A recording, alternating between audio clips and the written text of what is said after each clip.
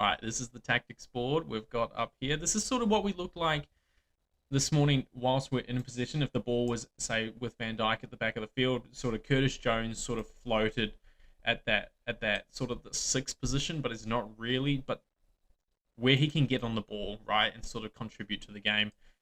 You often see if the ball was at Van Dijk, he was um, sliding across left to right, sort of looking to receive that ball there. So I would have said he was the deepest midfielder when we're sort of looking to get possession and move progressively up the field. Um, this is how we sort of set up in terms of our fullbacks. I thought the fullbacks sort of hugged the width of the field quite well today. Frimpong started at right back. He did finish right wing when Connor Bradley came on this morning. And Kirk is stayed left back for most of the game, actually for the entirety of the game, but he was allowed so much freedom up that left hand side, and he started combining with Florian Wirtz quite well, and they're starting to build that chemistry, which is what you want to see, especially after Liverpool have been in that little rough spot. Hasn't had the best starts to Liverpool. I think who he's paired with on that left hand side has a lot to do with his performances so far this season. But I think now that Verts and Kirkers have had a run of games, it's starting to show in their performances from both of them, not just Kirkers. So a lot of the play ended up coming on the left hand side this morning between Kirkers and Verts. You saw Ekatike drop in as well. Sometimes he would drop in deeper beyond their midfield to receive the ball, or he would link up just sort of in this sort of channel here. Um, Wolverhampton Wanderers set up quite narrow and compact, as I suppose you expect a team on the sort of the bottom half of the table to do. It meant we could use this width. Annoyingly, though, I think we only used the width on the left hand side, and Chiesa didn't get that much of the ball. It's great he started, but again, I don't think how we set up this morning did him any justice at all, and I'll get into that in a second. But most of the play went down the left hand side, and these guys would slide across and sort of Frimpong and Chiesa sort of were only there for the switch out. McAllister sort of floated up, and at times we did look like a four up the top. Um, but more often than not, that's how we would play. Kirk has had a lot of success running down that side and getting the balls in. I thought Kirk has made the most of this space down this the left hand flank, combining with Verts today. I thought he got a decent amount of balls in the box. He looks threatening. He looked, how do we say it? He looks like he's starting to sort of show the sort of the attributes that he was showing at Bournemouth, which is fantastic. So he was starting to bomb forward, get beyond the last man, and get those sort of balls in the box. Ikatike was fantastic and quite integral to Florian Wirtz's goal with how he broke and sort of just played that ball in behind, and Florian Wirtz just had to put it in the back of the net.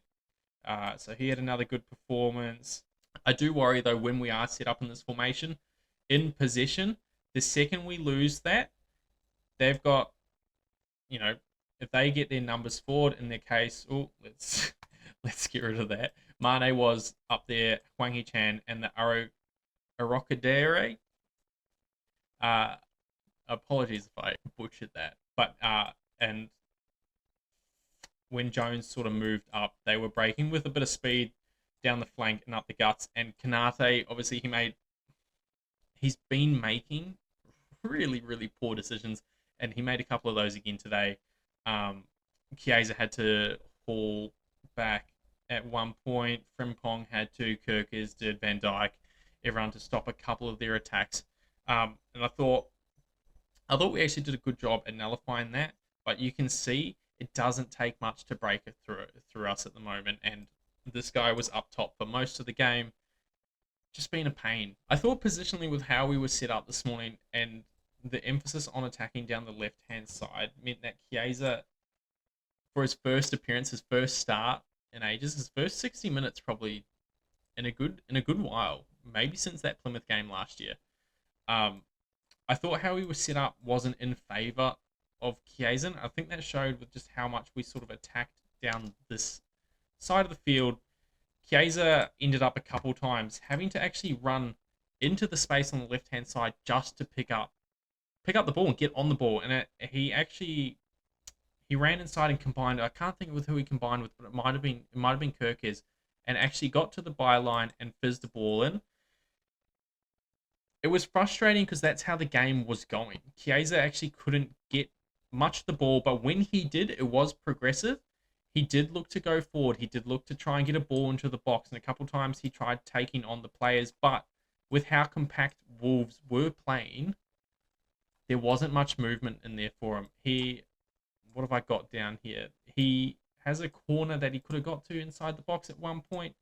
But for the most part, he was non-existent because I don't think we played to him. It wasn't until Connor Bradley came on that I thought we actually started using this side of the pitch a lot more, because Frimpong moved to the right. We'll move Chiesa back there for the time being. Frimpong moved to the right out here, and he just had so much joy just making those runs in behind at speed and taking on the players. He was something different, but we put him up there with a bit of speed when these guys were tired. And I don't think that's any discredit to Chiesa and how he was doing. I just think tactically it changed, but not really. I don't think with Chiesa up there, there was the intention to use him the way they used Frimpong in that second half, that last 30 minutes, which was really odd. I don't even get me started on that.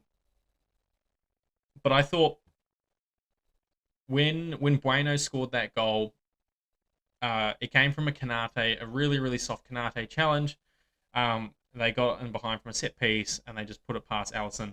I think it actually rebounds, if I can remember correctly, rebounds off Alisson, and then straight into the path of what would have been Canate's man. But up until that point, like after that, I feel like, no, up until that even, I feel like we were chasing a goal. We needed to get that goal, that extra goal, just to kill it. This is the team, like Wolves are the team at the bottom of the table with 2 points. I just don't think we made the most of our chances, let's say. And I think, should we have kept Chiesa on? I think he deserved 90 minutes. I don't think he really did anything wrong. Again, he lost the ball a couple of times. Everyone loses the ball a couple of times. But anytime he got the ball, in the little sort of space he had up here in this... we'll get rid of that. In this area of the pitch, he tried to make something with it. And if he couldn't, he was moving across the field. And he had to move across the field to create those sort of chances that he was creating, because that's where the ball was played. That's where the ball was being played for most of the game. He wasn't getting it out here. And the ball naturally wasn't going out there, again, until Frimpong was up there. So when Frimpong came up, he started taking on these players a lot more, and he had a lot more success. Sort of like how his cameo against Spurs the other week. He sort of came in, byline, and you're starting to get those balls across the box. However, when Bradley came on, I thought we were very vulnerable at the back, and I don't think Wolves, for the first 60 minutes of the game, really, up until that goal, let's say that, for the first 50 minutes of the game, really, really challenged us in behind. They had the odd breakaway or two where the Arokadere, the Wolves striker, against Canate, he had a bit of success on the counter, again, attacking as a 3 with the Mane on the right. He got a couple shots off. I thought he looked like a good player, and then Hwang Hee-chan on the left. But I didn't think they threatened the most that they did in the game until after Chiesa came off.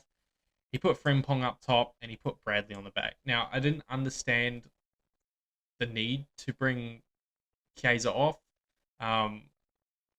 Again, you're taking off an attacker, you're putting your right back up into right wing, and then you put another right back on. Obviously, we're depleted in the right back position. Trent Alexander-Arnold's gone, so there's no use for using that as an excuse anymore. But Gomez can play there. Gomez is now injured. Frimpong has not had the best of runs with injuries this season, let's say it that way. And neither is Bradley. So I thought, tactically, I thought that was a very odd decision, putting two right backs on the field, and I don't think it didn't do anything for us. I think we had Bradley ended up having to make a quite a crucial stop towards the end of the game just to keep Wolves from equalising. So would Frimpong have done that? Or even if you kept Kaiser on, would we have scored? Would we have had the need to even just be in the position that we were in, trying to hold a 2-1 lead